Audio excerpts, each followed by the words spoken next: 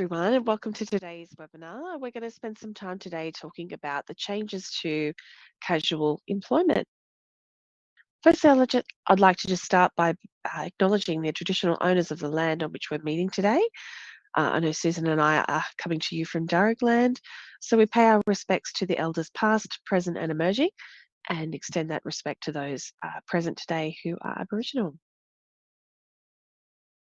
Just some housekeeping. During the presentation, you'll find that you'll be muted. Don't worry too much about that, but if you would like to ask a question, you can use the Q&A section on your menu. Please feel free to drop any questions you'd like in there. You will see on the video with me, you've got Susan Rochester as well from the team, and she'll be doing a great job of looking after that whilst we're going through today's content. And you will receive a copy of the recording of this webinar as well as the slides via email after we finish today. I'd like to start just with a disclaimer. Look, it's important that you know the information today, whilst we've made our best attempts to get it current and certainly the right information as per the legislation for you, the way it's implemented in your workplace can change depending on your business. So I'd just like to point out that it's worth getting the information that's right for you specifically, and we can absolutely help you with that if you wanted to talk about it some more. As I said, I have Susan here with me, so let's start with some introductions. I'm Angela. I am the principal consultant here at Aster HR, and I'm very happy to be the one taking you through the content today on the webinar. But I do have with me today Susan Rochester, who is the senior consultant and coach in the team here at Aster, and she will be, like I say, looking after the Q&A panel and a few other things. So welcome. We are, of course, talking about the Closing Loopholes Bill today. This is where the change in the casuals has come about. If you have been in business for a while, you've no doubt heard a lot of legislation changes and lots of different terms sort of flying about in the past few years. And closing loopholes is one of the most recent.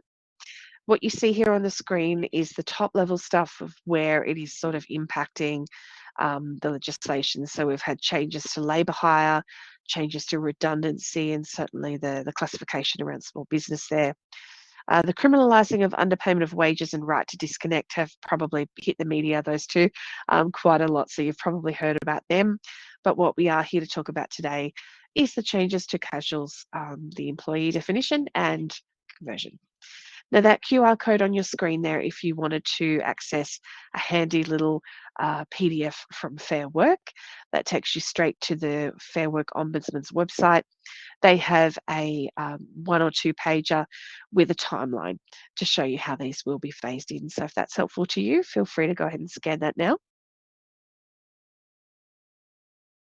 But what we'll be going through today is these 4 areas. Firstly, we'll spend some time talking about the definition of casual employment and how that has changed.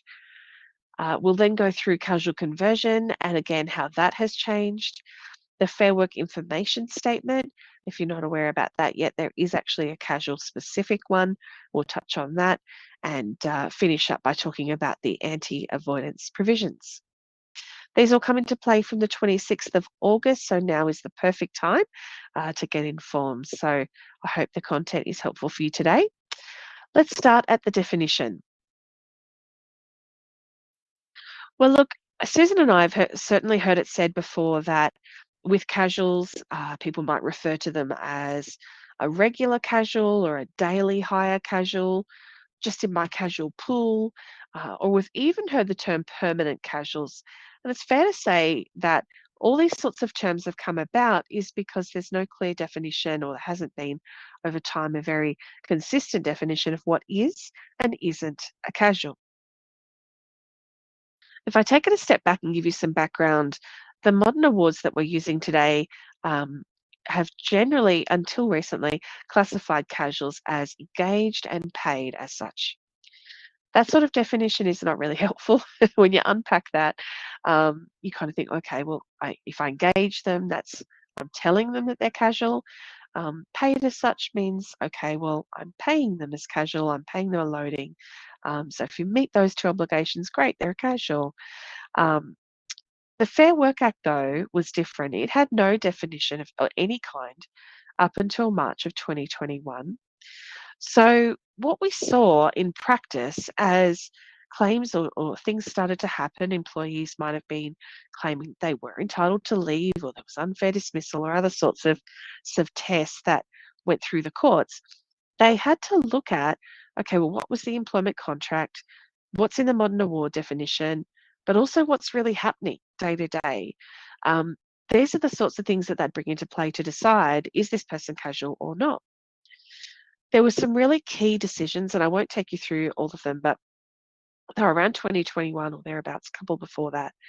And some of those really key decisions, the judge at the time had made the decision around, best as they could, around that. But as you can see, there was lots of different sort of definitions, things somewhat fighting in some sense. So they had to come to their best judgment. One of the key decisions here actually came to the conclusion that casual is no commitment as to the duration of employment or the days or hours that a person works. And that was really key, and you'll see how that feeds into what's changing. So I'll start by showing you what the current definition is to help give explanation as to what's changed. So right now, today, as it stands, a person is casual if they accept an offer of work from you, knowing that there's no firm advance commitment for ongoing work or a pattern of work agreed. Now, the important factor there, I mean, you read that and you probably think, okay, well, that sounds obvious. That's what I would use a casual for. But the important factor there is that if that was ever tested, as in, are they or aren't they a casual, especially in a court or something to that effect, it would be applied based upon the terms of a person's contract and not actually the conduct thereafter. So naturally, things might change. You might employ a casual one day, a year or 2 years down the track, that it might actually be working a little bit differently than they did on their first week. But currently, right now, as it stands, it's not taken into account. They only look at what's written on paper. As the new definition talks about that a person is casual and that employment relationship is characterized by an absence of a firm and advanced commitment to continuing or indefinite work, and that they're entitled to receive casual loading or a specific pay rate for casuals. Now, again, that sort of definition, you might be going, well, that's not much different to the previous slide. And you're right. On paper, it's not very different. But the key difference here is that now, under the new definition from 26 August, a casual, if that's tested, that definition of what it is actually going to take into account the real substance, practical reality, and the true nature of an employment relationship. So it's not just going to look at the paper, what the legal definition is, but how you're treating the employee. So let's unpack that then. What is a firm advance commitment to continuing and indefinite work? It's a really nice kind of legal definition. Let's unpack it and make it a bit more practical. Can you offer work to the employee? So think about um, the future for your business. So is it going to be, I just need them for now, or I'm not really sure when I'm going to need them, or it's just maybe this bit for now, maybe in the future it might be more, I'm not sure. What does that sort of look like? Can the employee reject or accept the work or the shifts?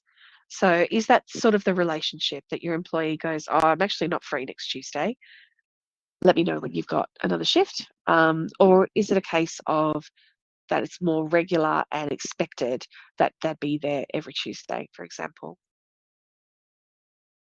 How likely is it that there will be future work? And this is based upon the nature of your business. So, again, you think about the future for your business, and is it likely that that work will still be needed in a week or a month or 2 years' time?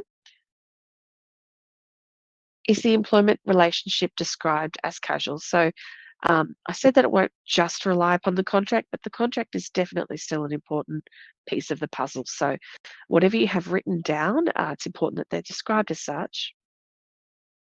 And do you have permanent staff doing the same kind of work?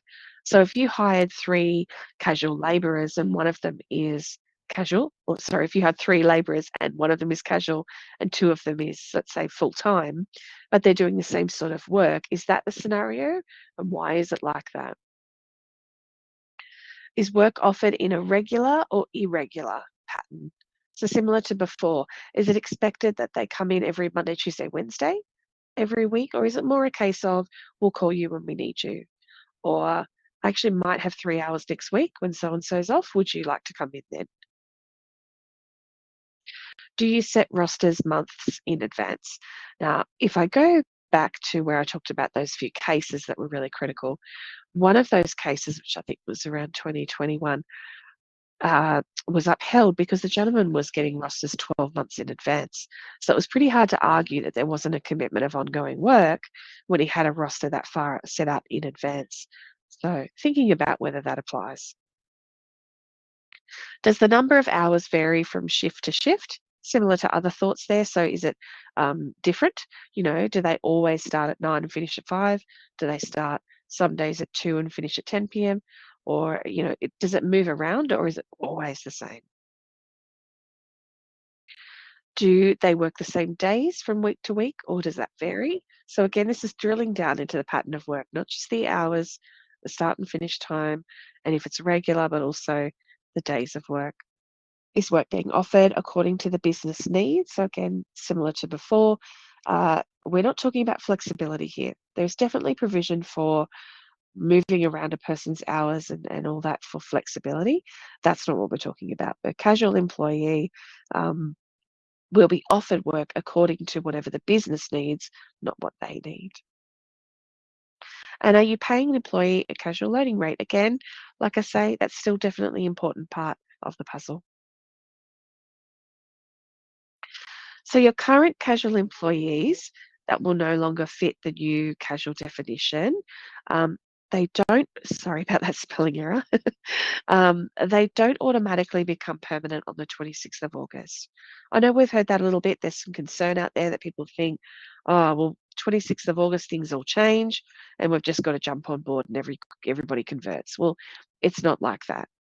We'll go through that in more detail in a bit, but you'll see how, as we start to go through this content, there's one rule for current employees and phasing that in over time as opposed to new people you bring on or after 26th of August. So with your current employees, what I'd recommend that you do, start by checking their employment contracts. Are you paying a casual loading? Do you describe them as casual? And is there any kind of regular pattern of hours mentioned in that? Talk with your staff about these changes, the ones that are casual certainly. Let them know what it means. And what you'll find is with your casuals that are currently existing, if they no longer fit that definition of casual employment, they may then qualify for casual conversion. So just be aware of that, and we'll go through that in more depth soon. So let's put that knowledge to work. Let's think about a scenario here. We've got Tony, who has worked at ABC Disability Care as a support worker for the past 2 years. He's casual and paid a loading on top of his hourly rate, but he's got a couple of jobs, so he doesn't always work at ABC. For example, in the past 3 months, he's only worked one shift. So the question I've got for you there is, does Tony's employment arrangement there satisfy the new definition for casual employee?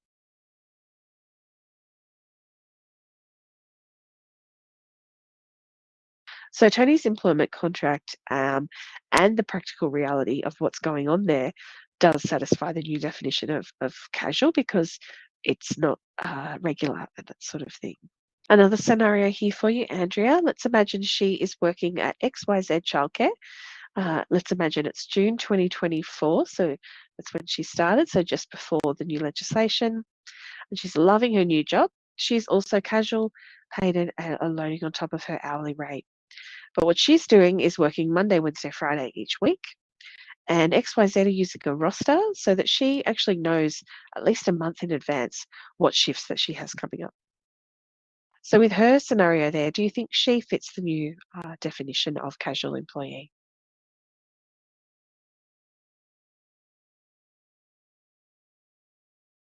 So it's a tricky one here.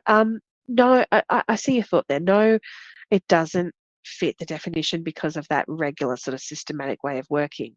But the key point here is that she actually was already employed before the legislation started. So, being that she was starting June 2024, she's one of those people that actually doesn't automatically transfer over to something else because of the new legislation. Um, what would happen is she actually may qualify for the casual conversion process because of not satisfying that definition. So that one's a tricky one, kind of a yes and a no. So look, the definition on paper, it hasn't really changed that much. We're still practically thinking about no firm advancement to ongoing work, and also paying the casual loading. But what's important to note, as I said before, is how that's applied. So the big difference here we've got between the old definition and the new one is how that relationship is ongoing, and whether we test just the contract or whether we look at the practical reality of what's going on, as well as other things as well. And so that's definitely been brought into it. And it's worth keeping that in mind as the relationship goes on, if that ever should change. So let's look at new employees. So these are people that start on or after 26th of August 2024. Uh, what I would recommend that you do is be very aware, obviously, of this um, new definition and what that is. And so when you are offering casual employment, don't be too worried about trying to make the right decision from the get go to last you forever. I mean, no one has a crystal ball, things change. That's okay. The only thing that's asked of you is to make the appropriate decision at the commencement point. So if the person from day one is going to satisfy that new definition, it's okay. Go ahead and offer casual employment. But if you're not sure, it probably will be more regular. It doesn't quite fit, or you know in a month's time it's going to be that way, you may want to think otherwise. Check that you're paying casual loading to anyone new that you hire as well. That's definitely still an important part. And just being aware of what happens ongoing in the practical reality of the relationship, that casual conversion may apply later on. The Fair Work information statement is important. If you don't know, there's actually three of them. There's a general Fair Work information statement.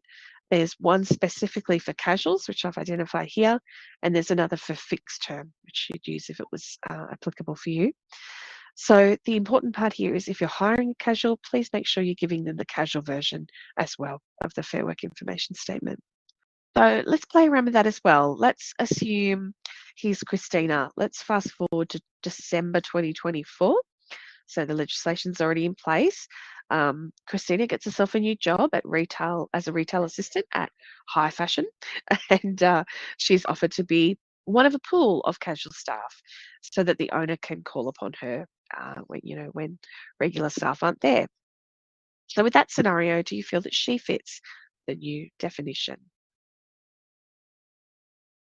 Yeah, yeah. So because Christina isn't being offered firm advance commitment of continuing and indefinite work, yeah, absolutely, it does satisfy the new definition. Let's look here at Xavier. Again, we're fast forwarding to January this time of 2025, and the owner of Mountain Cafe just interviewed him for a wait staff position. In the ad, it spoke about it being casual with casual loading, but the owner intends to roster Xavier on for at least once a week, and then maybe 3 to 4 times a week if he does a good job, and the cafe is going busy enough. Do you think he fits the new definition of casual?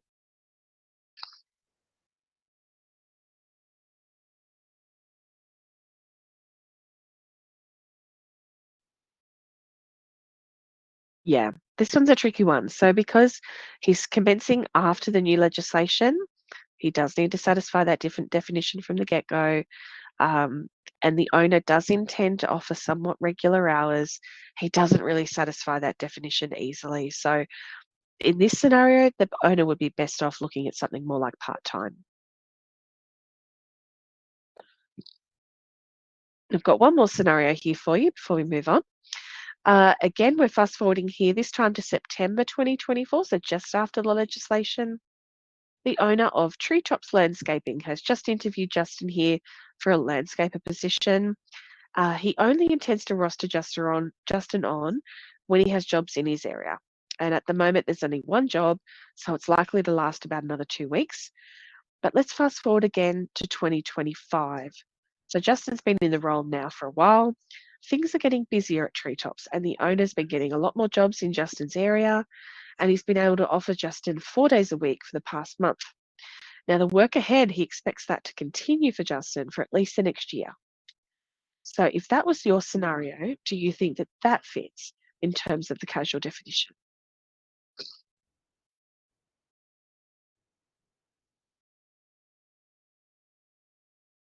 Tricky one for you as well. Okay, so upon commencement, the owner has offered casual, and at commencement, there was only that 2 week window where he was likely to have some work. It was unsure after that. So at that time, back in September, it was fine. That absolutely fit the definition. But yeah, what you're picking up on here is that over time, Justin's job has changed and it's now creeped into something different. So there's no breach to the Fair Work Act here in this scenario at this point, but he is starting to qualify for casual conversion. So that would need to be picked up as well. So, and we'll go through that in more detail. Since we are talking about casual conversion such a lot, let's talk about that now. It's not relatively new. It's been in legislation for about what are we, 3 years now, since about 2021. So it's definitely part of the Fair Work Act. And again, what I want to do here for you is compare the current definition to what the new provisions will be. And you'll see why as I go through the content, because it does apply to your current employees versus your future employees. So currently, as at today, this is the definition for casual conversion right now. So casuals need to have at least 12 months of continuous service with one employer. They need to have worked a regular and systematic pattern of hours for an ongoing basis for at least 6 months, preferably the most recent 6 months in that period. And there needs to be a likelihood that that is going to continue and that these hours, if they were to go to full time or part time, it's not going to significantly have to make changes to your business to make that work. The biggest part to note here as well is that the employer is responsible to notify the employee. So at the 12-month anniversary of someone starting, it would be up to you as the employer to go, okay, um, Joe, I have assessed your roster for the past 12 months and all of that, and I actually deem that you're not eligible for casual conversion, but I have actually taken action. That's sort of where it stands at the moment, whereas you'll see it's different in the future. Now that's with exception to small business. So if you are 1 to 14 employees only, if that's how big your business is, you're deemed a small business employer, and that doesn't apply to you. That onus of it being on you as the employer doesn't apply. So let's look at your current employees first. So when the new legislation comes in on 26 August, anyone that's already with you at that point, um, the existing rules, so the rules that I just said in that last slide will still remain in place. It starts to get a little confusing here. Your existing casuals who obviously commenced prior to the new legislation, if you're not a small business employer, for most of us, it would be 26th of February before those new rules kick in. So if you do your maths there, that's actually 6 months. So that's where the timeframes come from. So for the most part, anyone that's on your books right now as a casual, when the new legislation comes in, they don't flip over to the new legislation just yet in terms of the process. They will still follow those existing rules as I just put them to you until 26th of Feb next year. If you are a small business employer, so that 1 to 14 mark, you've actually got a little bit more of a window. You've got 12 months. So anyone with your business right now as a casual, when the new legislation comes in on 26 August, that doesn't apply to anybody existing at that point until the clock rolls around to the 26th of August next year. but they're trying to phase it in such a way that it gives you time to get used to that. So you'll see with most of these changes, there's one rule for current employees and one rule for future employees. So let's look here at another scenario. Let's imagine that it's September 2024, so the new legislation's in place, and this is Anna. Let's say she's been employed with you for 4 years at that point, and Anna comes to you and asks for casual conversion. In this scenario, let's say you're a large business. Do the new casual conversion rules apply, or is it the old ones? Okay, so with this one, because she was employed prior to the new legislation, and her request was prior to the 26th of Feb 2025 deadline, the old rules apply. So that's where it starts to get a little bit interesting to unpack that. So, what does the new set of rules, the new definition, sort of look like? Well, it says that casual employees remain so until the occurrence of a specified event. Another nice legal definition, but let's look at what a specified event is. So it's one of these four things. Obviously, the casual conversion process itself, or if a person is changed to full or part time in accordance with some sort of clause in the modern award or your own enterprise agreement. If it is changed by order of the Fair Work Commission. So Fair Work Commission now have powers to do that. They can force you to convert someone from casual to part-time or full-time. So if that applies, obviously that's a change. Or if you simply offer the employee an internal alternative of employment. So let's say you've promoted them to a different role and that's now part-time or something, for example, that's obviously a change. But for the benefit of today, we'll just focus on the first one, the casual conversion process. So eligibility. Well, for any new staff, and certainly when it kicks in for the existing staff, when that time comes, the onus now is on the employee to be the one to start this process, not the employer. So you don't need to do anything unless a request comes to you, which is quite the change. So it will be up to the employee to do that.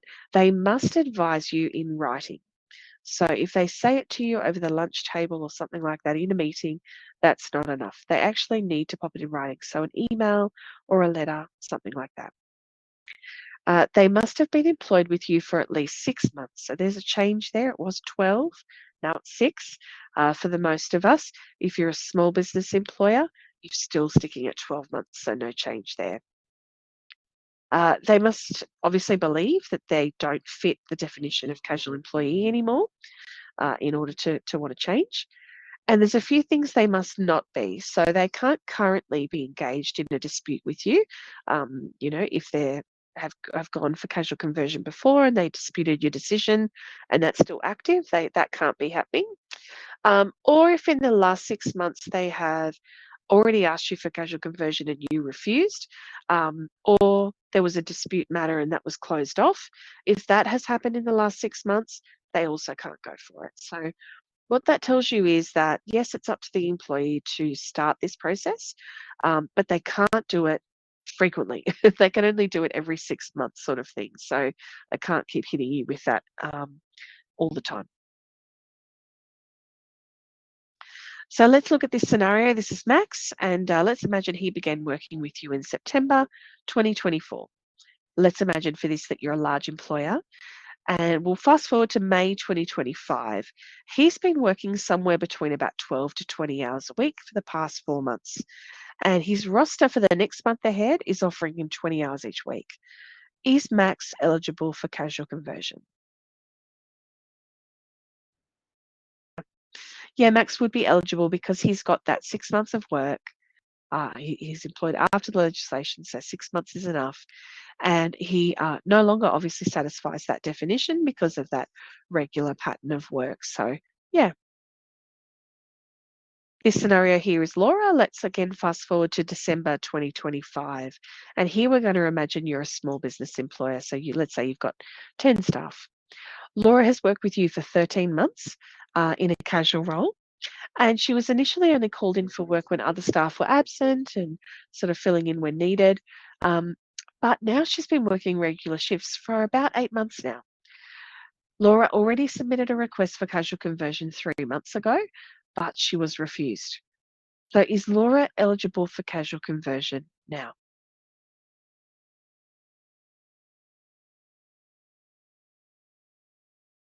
Yeah, again, a tricky one because yes, she satisfies the 12 months. She's worked with you longer than that, so she satisfies that period. Yes, it doesn't really sound like she fits that definition anymore, but I'm presuming here that you've already gone through the process and it was refused. I'm presuming that that was okay. And I'm focusing there on the fact that that was only 3 months ago. So if she's done that and it was refused 3 months ago, she's got another 3 months before she can ask again. So if you were in a position where you could actually offer conversion, I thought it would be helpful to look at through what that might look like. So your options are either full-time or part-time. So let's look at that. Well, full-time is usually anything around 38 hours a week, depending on your award, but it's usually 38 hours. It can be either permanent or a fixed term. So permanent is that indefinite nature of work. Whereas fixed term is, well, only need you for the next 6 months or the next 3 years, that sort of thing. Full timers are entitled to 4 weeks of annual leave each year and 10 days of sick leave or personal leave each year. They're also paid for public holidays. So, most of our public holidays fall on a Monday or, that sort of thing. They would be paid for that day but have the right to not be present. They're entitled to a notice period. So, if you terminate their employment, they're entitled to some notice if they're permanent or if they're terminated early, if they're fixed term. And there's no loading on their hourly rate. Now, your part-time is working anything less than that. So anything from 0 to 38 hours a week. So your casuals is your 0 hours, your full-timers is your 38, the full thing. Part-time is sort of anything in between. So you could have someone on a part-time contract for 7.5 hours a week, or you could have someone on 35 hours a week, or anything in between. They do, though, have a regular and systematic pattern of hours. So the difference here is where casual can be 0, no commitment to ongoing hours, whereas part-time is actually, I want you to do 15 hours a week, and it will be 5 hours on Monday, 5 hours on Tuesday, and 5 hours on Wednesday every week. That would be the difference in that example for part-time. Similarly, part-time can be either permanent or fixed term, same as full-time.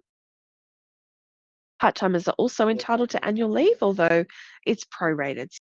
So what that means is it's kind of apportioned according to how many hours they're working. The same for sick leave or personal leave. So they've got 10 days entitlement per annum, but it's prorated as well. Public holidays may apply. So if, let's say, Monday was their normal day and a public holiday falls on Monday, they would still be entitled to that day paid and having it off. Same as full timers, they are entitled to a notice period and there's no loading on their hourly rate. So I thought that's helpful to kind of display that there so you can see if you were to convert them from casual, this is where you'd be heading one of those options, if that would work for you. Okay, so if you get a request for casual conversion, these are the things you'd need to do. Firstly, consult. That's just a fancy word for communication. So communicate with your employee. Talk to them about what their interests are, why they think they no longer fit that definition for casual, what they see as working, and talk to them about what you see as working, and see how you go from there. You do have an obligation to respond in writing. So your employee has to give you a request in writing. You have to respond in writing as well. And that needs to be done within 21 days. If you're agreeing to converting them to either that full or part time, definitely document it. As there's a few dot points there of things you must document. You could just do a letter, but my recommendation would be to do a full new employment contract. So the things that have to be documented, and you'd have that in employment contract, is what day does it become effective, the new pay rate, obviously without the loading, whether it's full-time or part-time, and that permanent or fixed term, and that hours of work. Is it what regular pattern is it if they're part-time, or if it's full-time, when is it, what days, and starting and finishing. Now, if I come back to the date, this is another big part of the change. Um, Previously, you could choose, the date that it starts from, but here it actually has to start from the first pay period after you responded. So if you responded 21 days after the request, it would start the first pay period after that. But if you responded to them, sorry, 7 days after their request, you would still have to start it the first pay period after that, not wait for the 21 days. So that's a key thing. So whatever date that you respond, make sure it's dated, that letter or that email, so you can use it from the first pay period after then. Now, if it's fixed term, I would also prompt you to include that Fair Work information statement. So I mentioned the three. There's the regular one for casuals, and one for fixed term. So if you find yourself in a scenario where you're moving them from casual to, let's say, fixed term, part-time, make sure you give them that other statement as well. Whereas if you're refusing, if this is not going to work for your business, you need to document the reasons why. And the easiest way to do that would be in your response to the employee. So let's look at that. What are the reasons that you can refuse it? Because currently it's sort of ambiguous, just as reasonable business grounds. But in the future, from the new legislation, obviously, it's these sorts of things like the employee still meets the definition. So if you could argue, well, no, there's no real pattern of work. It's still here and there. They don't actually meet the definition. They don't not meet the definition. There's no change there. That would be fine. If accepting a conversion would sort of then affect compliance with other areas. My example there was recruitment or equal employment opportunities. So let's say you were recruiting and you got that far with someone, but if you converted this casual, they would then take that job, and you'd be in a funny place with the people you were recruiting with. Um, that's okay. That's again another reason why it would be okay to refuse it. And then, of course, there's still that option that there are fair and reasonable grounds. But you'll see here I've highlighted substantial or significant. They are really tightening to make it quite difficult, really, for an employer. You'd have to have really good, reasonable grounds to say no to this. So, substantial changes to the way your business is organized. You'd have to move things around, or you have to have another person present to supervise, or those sorts of things. You might need to actually change the employee's terms and conditions to then comply. So substantial is the key word there. It's not just, oh yeah, well, you've been doing it anyway, we'll just document it differently. It's actually requiring significant changes to do that. So let's look at this scenario. Imagine you own a retail store that sells novelty items, decorations and party wear, and even costumes. Your peak period is around Christmas time. So let's say September to January each year. So you know that. Let's imagine that you're a small business employer and you've hired here Margaret in September because you needed more staff and the store was much busier. Now, you expect there will be less work to give Margaret after January, but during that time, it comes to January and Margaret starts to say, oh, I think I should get casual conversion. Can you refuse? Well, I've actually got the answer there on the slide this time. Yes, you absolutely can. So that would be a natural sort of grounds to say no, because yes, I mean, if you look at it specifically, she's got regular work during that September to January period. So she doesn't, at least for that period of time, she doesn't fit the definition there. It's regular, it's all of that. But you know that that's because of seasonal nature of your business. Come January, it's going to end. There'll be no more work or very, very little. So if that was the case, yeah, you could absolutely refuse it. So there is, as I said earlier, increased abilities or arbitration powers by the Fair Work Commission. What that means now is that the employee has the right to go to Fair Work for support if they don't agree. So let's say your employee asks for casual conversion, you refuse on reasonable business grounds, and you let them know that. You've written to them to advise, but they don't agree. Their first step is to come back to you and say, look, can we chat about that? I don't agree. Can we come to some arrangement? If you can, great, on you go. But if you can't come to some sort of agreement or arrangement and the employee is still dissatisfied, they can appeal to the Fair Work Commission. And that's where the Fair Work Commission would then apply those rules of, okay, do they fit the definition or don't they? Are they eligible for casual conversion or not, based upon all those factors we've just touched through? And then they would make a decision. Now, they do have the power to then hand down an order to you and force you to convert someone from casual to, let's say, for example, part-time. But that's if they'll be using the same rules and measures as we've focused on earlier in the webinar. So that's where they'd come to their decision. So let's look at this scenario here. Miriam is a cleaner at Raceway Motel and she's employed as a casual. Raceway employs 200 staff, so they're a big business, and she has regular 2 shifts a week, and the option to take an additional 1 to 2 if she's available, if she chooses. She's been employed there for 12 months, and that pattern of work has been in place the entire time.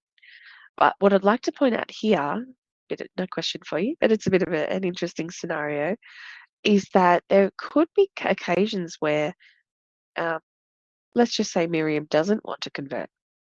Because it's up now to the employee to instigate this process, there absolutely can be scenarios where, like Miriam, the employee goes, "No, I actually want to stay casual. I want to keep the loading. I want to be able to pick and choose my shifts as I go. I like it how it is." And so she may never go to her employer and say, "I want casual conversion," despite being eligible.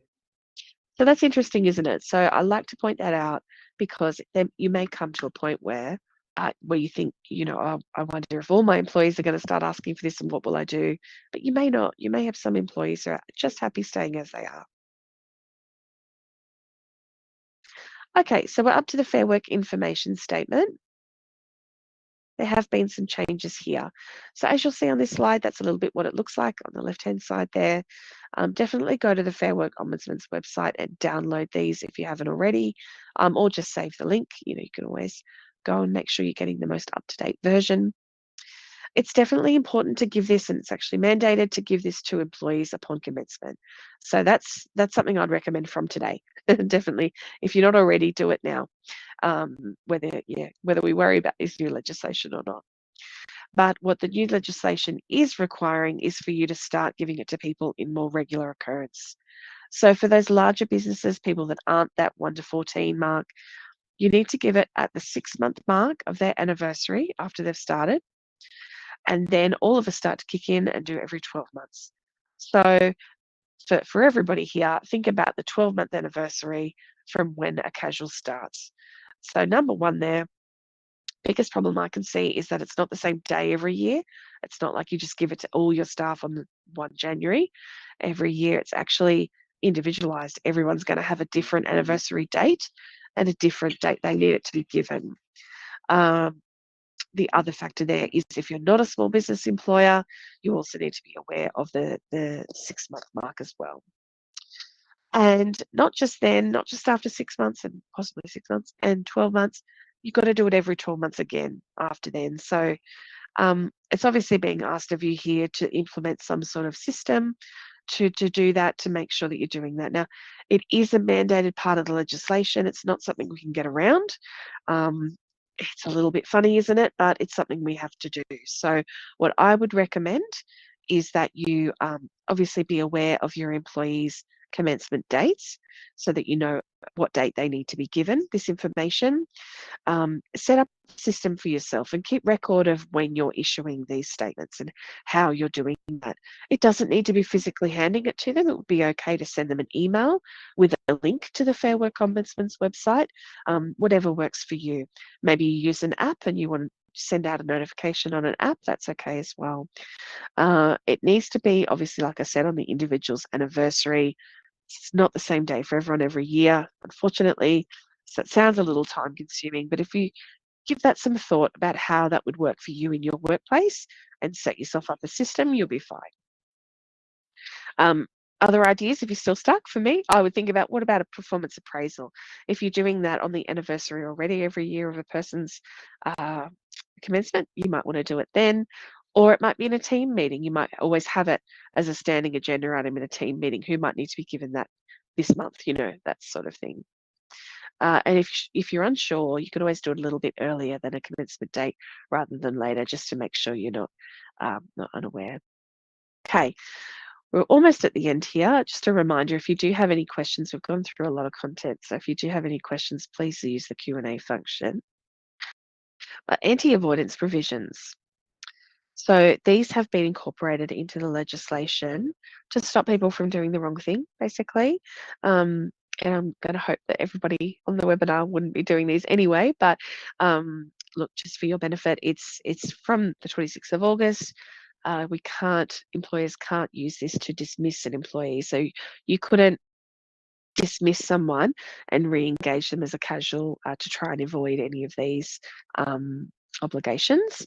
You can't make false statements to persuade a person into doing casual, and you can't misrepresent employment as casual. So um, that there is probably the most obvious one. If you find yourself in a position where you're offering employment at recruitment, but it's not actually genuinely fitting that new definition, that might then fall into misrepresenting it. So you don't want to be found doing something like that. So I'd caution you to be aware of the information that we've shared today, and doing your best to offer a genuine casual offer of employment when it applies.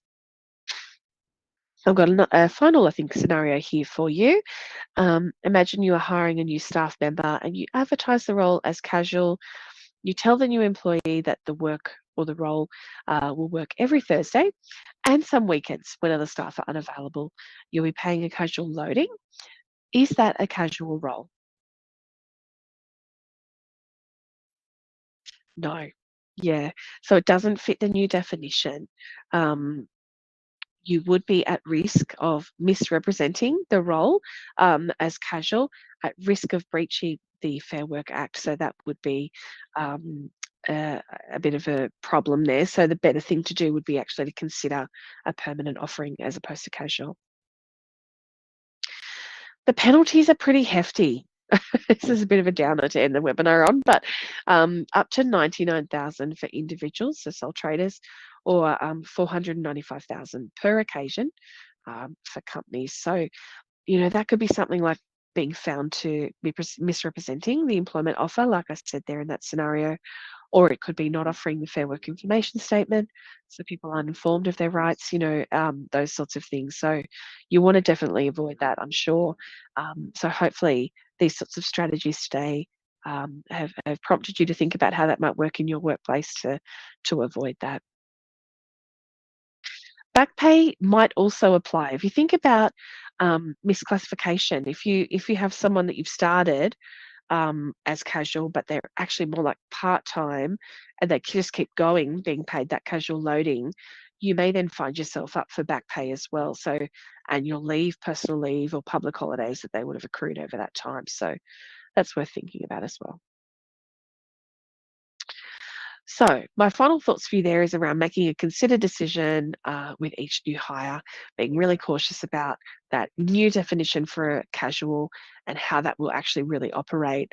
Make the best decision you can at commencement, knowing that it might change down the track, but best you can at commencement. And obviously, don't take actions to reduce hours or vary patterns of work to avoid casual conversion. To summarize for you where we've gone today, we've looked at that new definition, how that will be phased in over time for existing staff, and the new hires as well from 26 August onward, definitely falling into that new definition, and how you offer that role with any recruitment processes you've got going on from that point. And we talked about the casual conversion process and looked at again for our existing staff before 26 August, how that phases in, and they'll be using that old rule for some time. Whereas any new hires from 26 August onward would use the new rules and go from there. Ensure that you're paying casual loading to anyone that's a genuine casual, and then there's fair work information statements as well, and also the issue of reissuing an updated version or reissuing the same version if it hasn't changed of the fair work information statement to your casuals. Set up a system, like I say, to make sure that's going out to them when they need it on the anniversary of their start date. And for all casuals, consider not just their pay rate, whether you're actually applying that loading, but the way that they're going to work as well. Are you going to want them regularly? And is there sort of a pattern there? Is there that commitment of something going on and on and on into the future or not? And review any existing casuals as well you have. And the casual conversion process, that's a fairly big one. So think about the changes that are coming in. How are you going to respond to that? And what might be your reasonable grounds for wanting to refuse it? Or if you are going to offer it, what does that look like for you? And as I would always recommend, talk with your employees as well. So let them know about these changes. Don't be afraid to tell them. They're going to find out anyway with the fair work casual information statement. So yeah, talk to them about it. Let them know that you're aware of it and what you're doing to support them and implement these changes. It's always a good thing. So that brings us to the end of the content, but I'd love to tell you a little bit about Aster HR and how we can help you, because it's great to share all this information with you, but I've offloaded a lot of things, and no doubt your head's probably swimming. So we are here to help you. We're more than happy to share this information, but we're not going away after the webinar today. If you want our help, we are here. So at Aster HR, what we do is primarily work with our clients in one of these four areas. HR advice is a pretty big one. We support people anything from sort of a monthly regular catch up to just ad hoc supporting them with some written advice about changes to legislation or implementing systems around things in their workplace or anything in between, really. We also support with recruitment. So we have clients that outsource their recruitment function to us, and we support them to make that a really efficient process, help them find the right person. We do executive and leadership coaching as well. So there's some programs specific for that. And we run workshops and events much like today or customized for our clients as well. So if you're feeling a little bit overwhelmed with this information today, or you're actually thinking, oh, hang on, I want to make sure I'm doing this correct, but what else is there to know? We actually offer a HR health check. And this is a facilitated process where we spend about an hour of time with you, and we take you through our process to uncover a bit of a temperature check of where your business is going with your staff in all of the areas that we can think of, not just compliance, but making sure you're getting the best out of your staff and have a happy and harmonious workplace. So we'll take you through that, and you end up after that meeting with a nice little color coded report from us that is prioritized to help you to then go and take and implement that plan if there's areas that you could improve. So if you'd like to do that, please feel free to scan that code. It'll take you straight through to book that with either Susan or I, and we'd love to help you. Other than that, let's keep in touch. If you would like to follow us on LinkedIn or Facebook, we do have accounts on those. Please feel free to do that. You can reach out to us again after the webinar if you've got any other follow-up questions about today's content. And for those who don't know, we also have a podcast. Susan and I love to jump on our podcast and share content that way as well. So if you're a podcast listener, go and look for Work Wonders. You'll find us on there. But at this point, I'll throw out to any questions and just check if we have any questions that need to be answered.